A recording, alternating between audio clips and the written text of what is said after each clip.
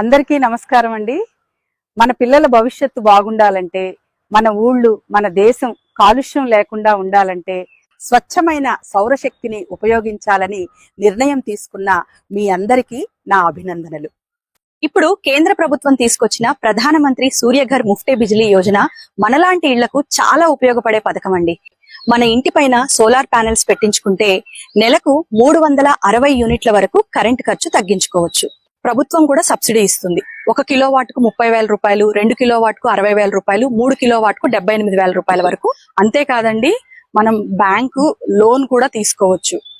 దరఖాస్తు చేయడం చాలా సులువండి. www.pmsuryagar.gov.in వెబ్సైట్ లో రిజిస్టర్ అవ్వాలి.